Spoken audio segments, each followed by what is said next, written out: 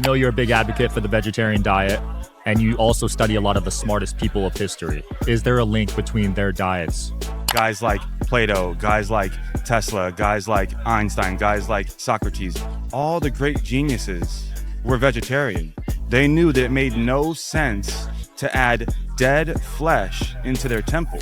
They knew to keep their temple pure. All right, guys, we got a fan favorite back in the building. We're at America Fest in Phoenix. Isaac is back. Thanks for coming, man. Thanks for having me on, Sean. Yeah, we always get some funny comments on our clips, so I love having you on.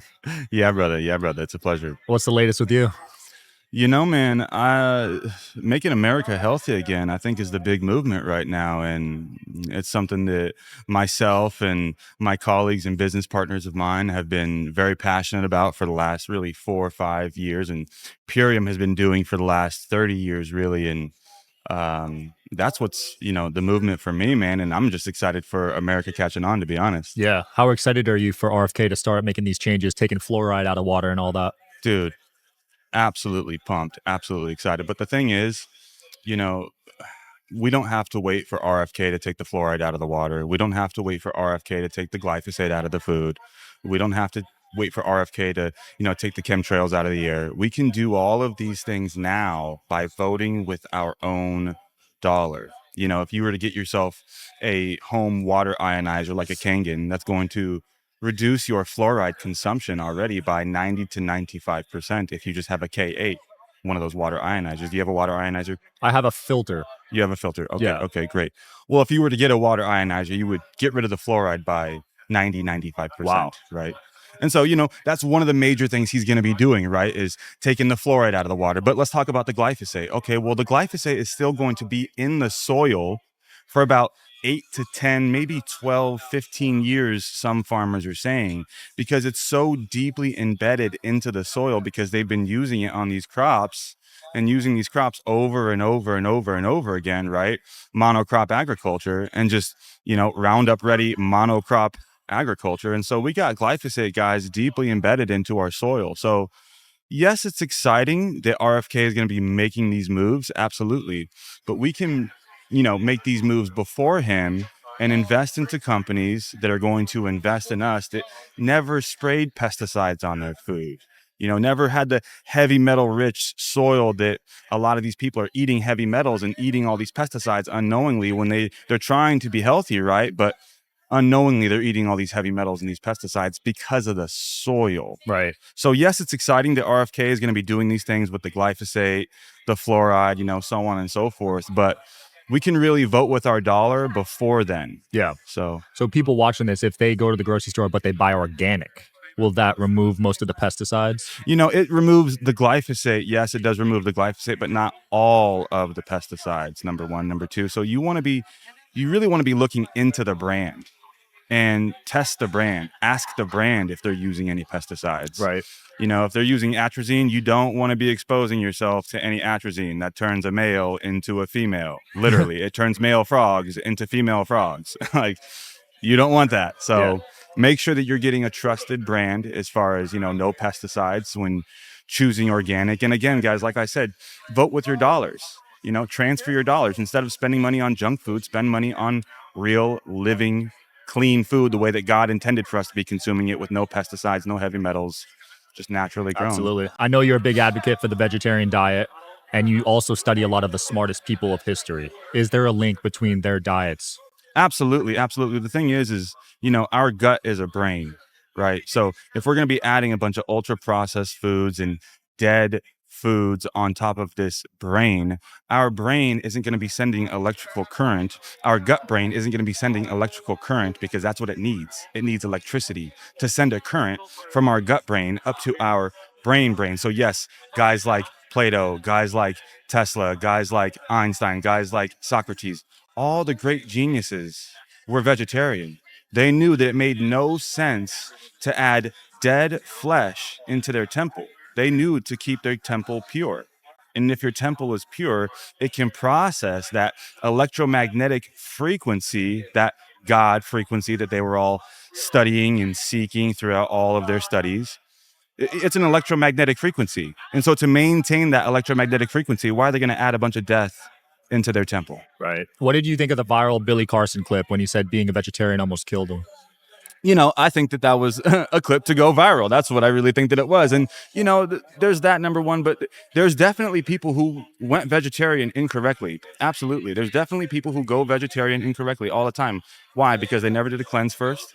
Not only did they never do a gut cleanse first, but they never cleansed their organs. Maybe they were exposed to a lot of heavy metals because of vaccines growing up, because the NIH stopped testing for vaccines in the 80s, right? So maybe they were exposed to a bunch of heavy metals growing up, and so their organs are all messed up. Their kidneys, their liver, they got heavy metals all throughout their entire system. And so adding a bunch of heavy metals via their food, via ultra processed foods, via inorganic foods, yeah, they got backed up. Yeah, they got constipated. Yeah, maybe they found themselves in a protein amino acid deficiency. Absolutely. I see it all the time. A processed food vegan goes and reverses and goes back to eating flesh. Absolutely. Right. But rarely do I see an all organic, raw, whole food, plant-based vegan reverse their decision and go back to eating flesh. Maybe they'll add some bee pollen or some honey later on in their life or something like that. But, rarely, very, very rare do I see someone who lived an organic, raw food, plant-based lifestyle go back to eating flesh, because it's that electrical current. Right. The mind expanded can never go back to its original state. They want to maintain that electricity. If you were to debate a carnivore, but he ate the highest quality meats, grass-fed, grass-finished, all that stuff, what would you tell him? At the end of the day, it would come down to a morality thing. That's what it would really come down to. The fact is, people who are plant-based and not eating meat intentionally, or vegans really, is, we have compassion for animals. So it's really about spreading that compassion for animals, the voiceless, right? Because they can't defend themselves, right? This cow was not laying itself down and saying, hey, slit my throat. These pigs are not doing the same thing. These chickens are not doing the same thing.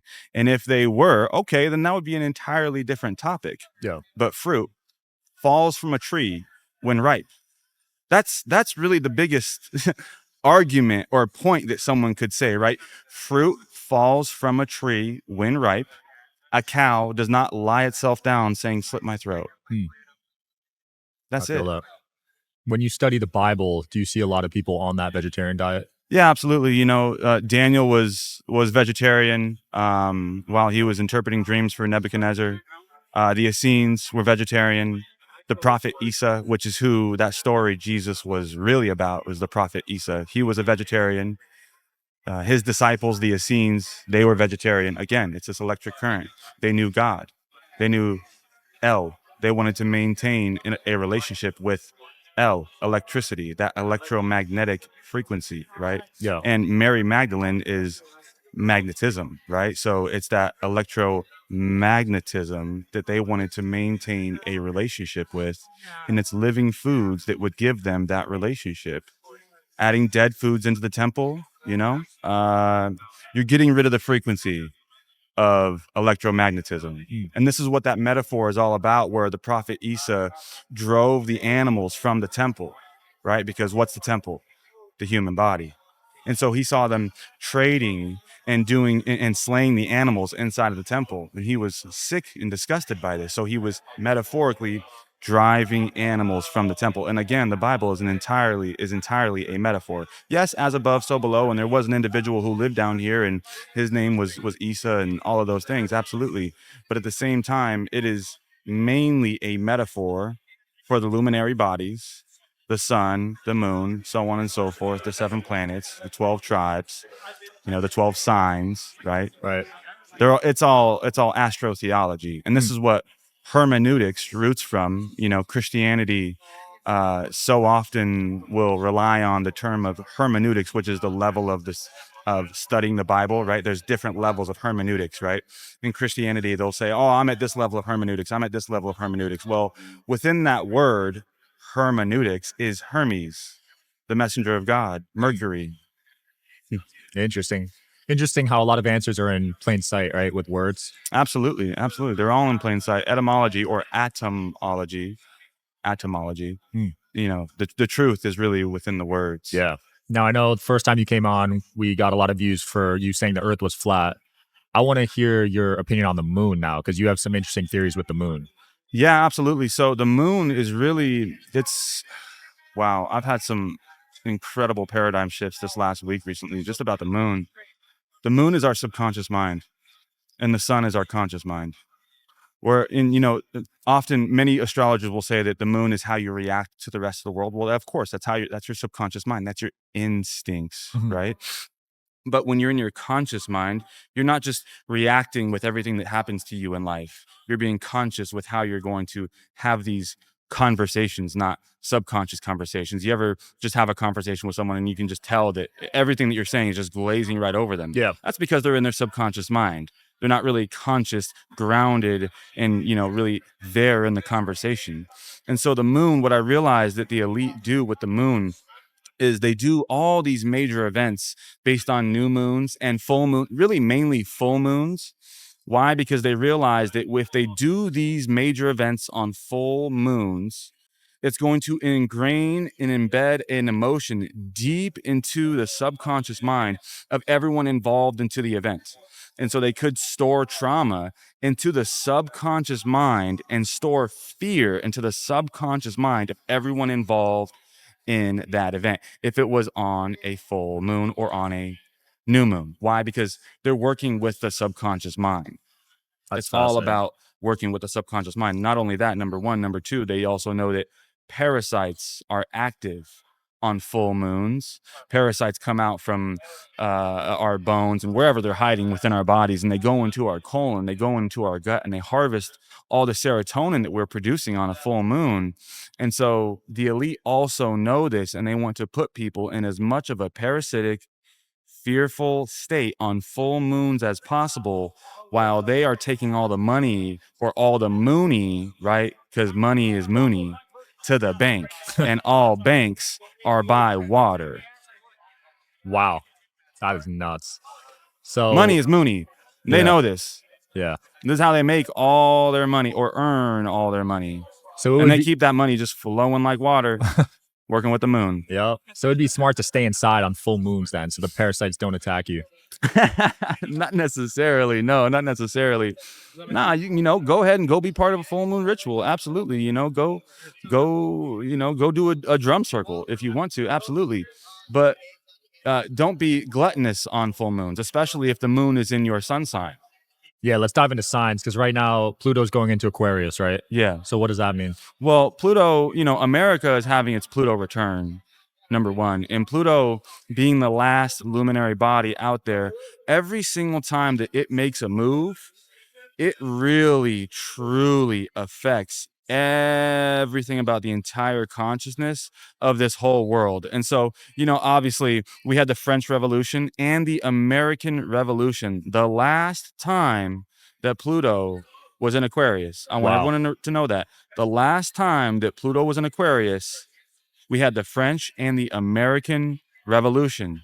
But the ruler of Aquarius, Uranus, will be trining Pluto almost the entire time that Pluto will be in Aquarius this time. This is not something that took place last time. A trine is essentially a harmonious, open highway. There's no one in the way. All lights are green. All systems are go, right? That's what a trine means. If there's a square, there's tension, there's traffic, there's opposition. You got to dodge and weave through the traffic, and you got to really make sure you're not being a slave to your vices and really playing to your virtues if you're dealing with a square or an opposition. Yeah. But Uranus, the ruler of Aquarius, the god of heaven in ancient mythology, is going to be trining Pluto, the planet of transformation. And so this is going to be a very transformative period over the next 15, 18 years while Pluto is in Aquarius. And, it can be very much so a heaven on earth type period as well, because of this specific trine, because of the planet Uranus, the ruler of your sun sign Aquarius, the ruler of my rising sign Aquarius. Ancient mythology, they called Uranus the god of heaven. It was Uranus who mated with Mother Earth, Gaia, and they had Saturn.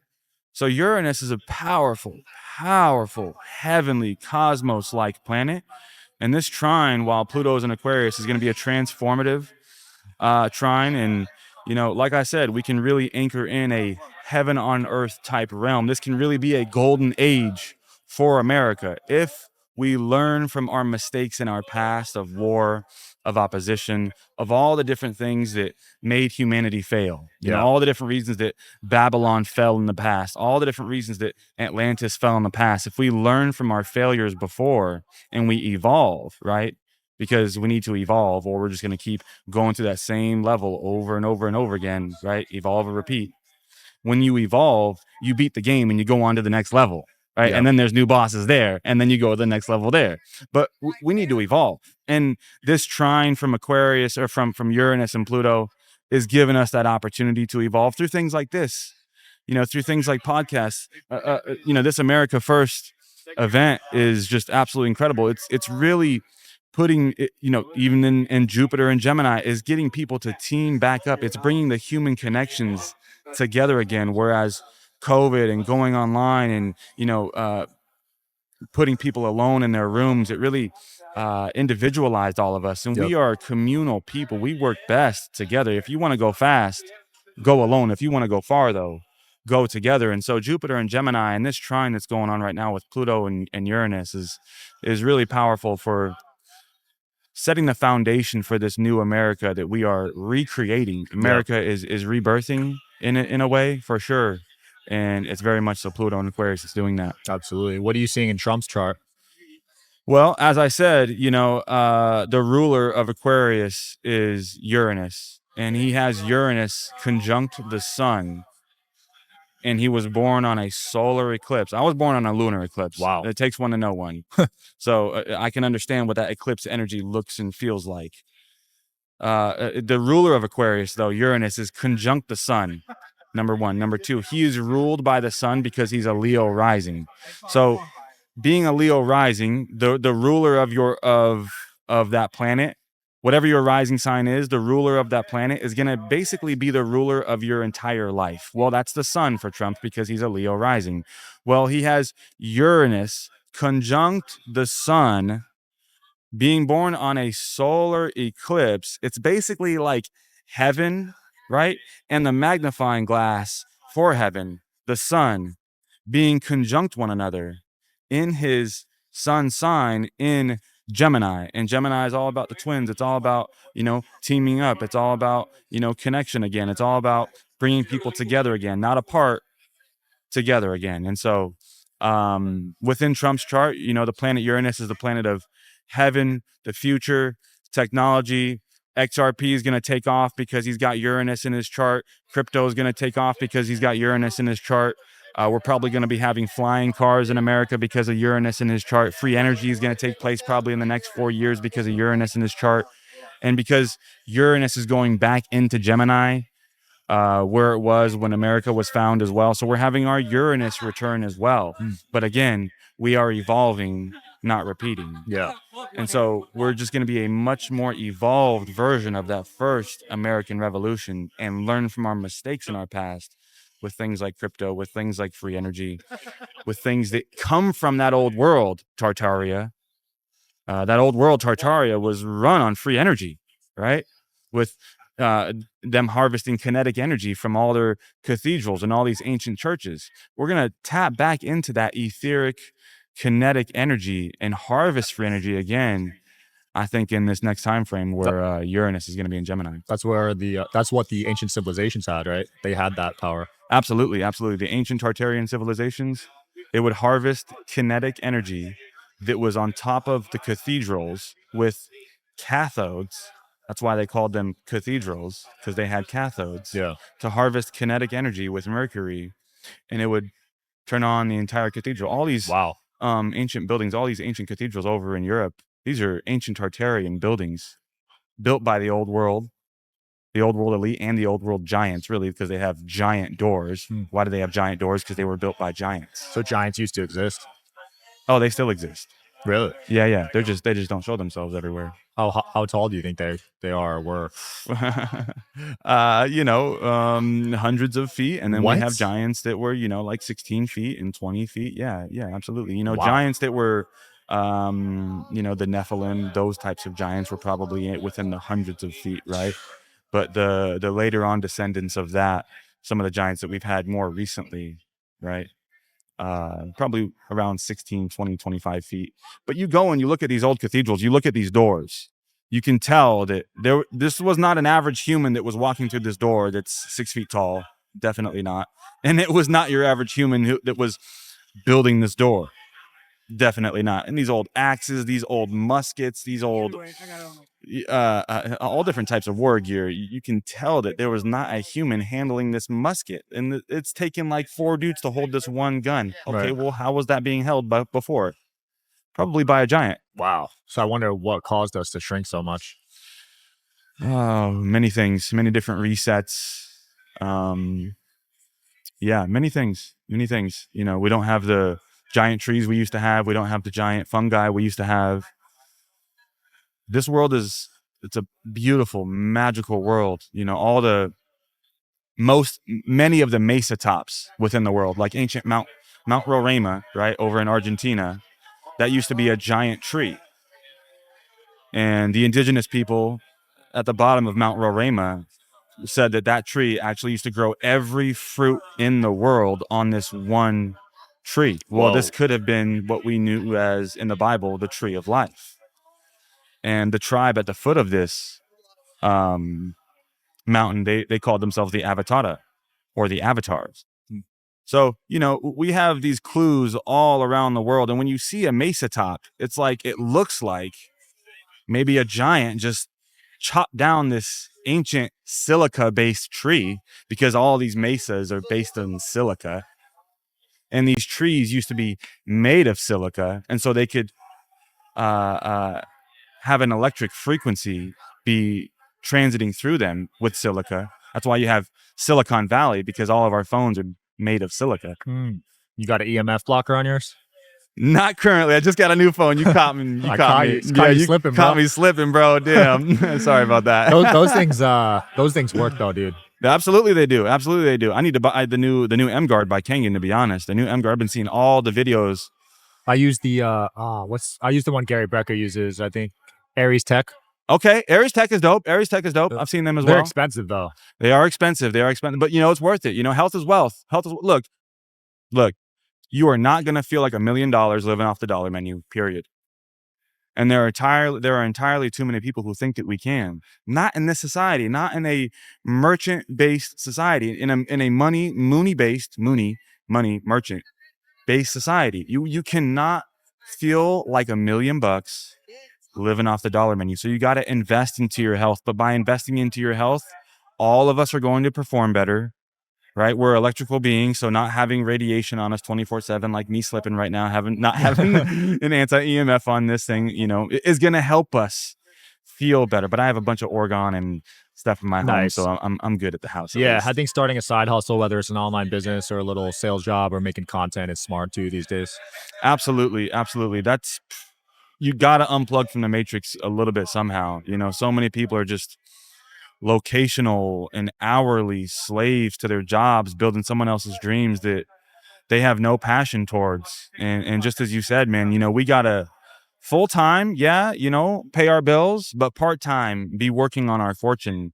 You know, pursue whatever your passion is, whatever that passion is, invest into it in some form or fashion, whether it's, you know, you want to get a water filter, or you want to be part of a holistic food company, or you want to be selling orgonite, or whatever it is, be building some kind of online business.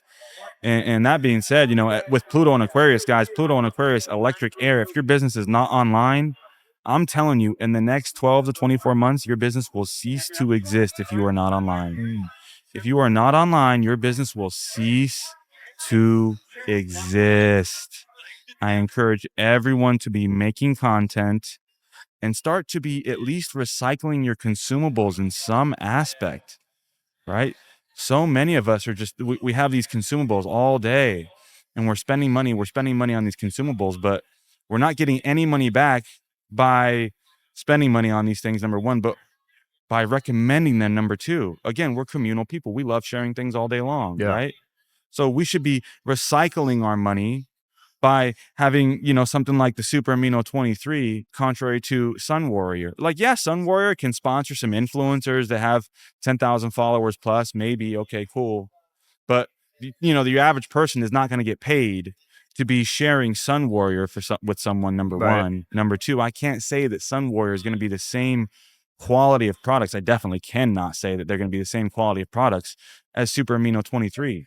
Whereas if you spend your money, if you transfer your dollars from Sun Warrior to Super Amino 23, not only are you going to get more digestible protein because it's 99% pre-digested straight to the working muscles in 23 minutes, but you're also going to be recycling your money instead of spending it and it's gone. Why? Because when you put one of your friends on Super Amino 23 and they use your code, Purium is going to give you a 25% cut of that referral. And referral marketing is really the way of the future. That's really the future. Network marketing, affiliate marketing, referral marketing, all of that is the future. And that is one of the quickest ways that somebody can unplug from the matrix as soon as possible is by, monetizing one of your consumables. Whatever those consumables are, get passionate about one of those consumables because clearly you're consuming it. So you're probably passionate about it in some form or fashion. Yep. Get passionate about sharing that with people and realize excitement breeds excitement. Excitement is the most contagious human emotion. Go be around people and add value to people. We are paid based on value that we bring to the marketplace, nothing more, nothing less. Based on value that we bring to the marketplace. So if we want to make more money, we need to bring more value. Period. End of story. Agreed. I think Elon said something similar, right? You're paid in the proportion to the difficulty of the problem you solve. Absolutely. Get really great at solving problems. Guys, guess what? One of the major problems in the world is the fact that we've all been sprayed with this toxic pesticide for the last 30 plus years, glyphosate, with all this Roundup Ready food. Okay, we'll get behind the MAHA movement, the Make America Healthy Again movement, and start sharing Biomedic with everyone in America and get paid to do so, because Biomedic is clinically proven to reduce C-reactive protein, an inflammatory marker, by 74% in 6 weeks with clinical studies, clinical trials, and proven to reduce glyphosate toxicity by 75% in 6 weeks. Again, this is finding a need and filling that need. Instead of just being a consumer and consuming and consuming and consuming, we should be recycling our money, number one, and adding value to the world. Get passionate about helping other people. Service to many leads to greatness. Absolutely. You have an interesting take on comparison. So do you compare yourself to other people? Comparison is the thief of all joy, and comparing your chapter 1 to someone else's chapter 21 is a great way to find yourself depressed and not expressed. And that's really just the opposite of expression is depression. So if you are depressed, what you really need to be doing is get passionate about something in life, find whatever your passion is, and start expressing that passion to the world, not comparing yourself to someone else who's already done that, because that's all that someone else who's on their chapter 21 has already done. They found their passion and they doubled down on that passion. They stopped comparing themselves to everyone else, stopped, getting mad about someone else's results. Instead, they got happy for someone else's results, started clapping for someone else's results. Like, bro, when I saw you blow up, I could have gotten jealous or whatever, but I was like, dude, absolutely. And you were already at 2 million followers when I was following you anyways, but just absolutely, when you clap for other people, those same opportunities are going to start to come to you. But if you're jealous, man, everything is energy vibrating at a certain frequency. And so if we are vibrating at a frequency of jealousy, if we are vibrating at a frequency of envy, if we are vibrating at a frequency of rage, we're going to be attracting people who are going to be giving us a similar frequency. Right. And doing the same thing. We don't want that. No. So we want to be finding people who are grateful for our success and when we win. So we should probably be grateful for other people when they win as well. And again, comparison is the thief of all joy. You don't want to be comparing someone else's chapter 21 to your chapter 1. All that they did is they found their passion and they doubled down on their passion. I encourage you to do likewise. Yeah, that's a big mindset shift I've had to make. When I was in my younger years, I used to get jealous, if a guy was with an attractive girl or whatever on social media. But Oh, that's a big one. That's a huge one in society today, yeah, you bro. got to change that mindset though, because it won't lead you anywhere productive. It won't lead us anywhere productive, especially in the generation of OnlyFans girls. And, you're seeing OnlyFans girls getting catered out from in every situation, right? And then you're seeing dudes that, they're just, this dude's just an absolute Chad, and you're comparing yourself to this like level 10 Chad. And here you are just getting started out in the gym, 120 pounds soaking wet. You're like, how can I not be depressed when I'm comparing myself? Well, bro, it's all good. That level 10 Chad, he was where you are right now too at one point, Yep. and he just doubled down on his passions. So block out the to the left and the right. Don't compare someone else's chapter 21 to your chapter 1, and realize you're on your journey, and be grateful for the journey. Enjoy the journey. Yeah. Enjoy the journey. It's all about the journey, not the destination. Because when you get to one destination, you realize you're going to want another destination.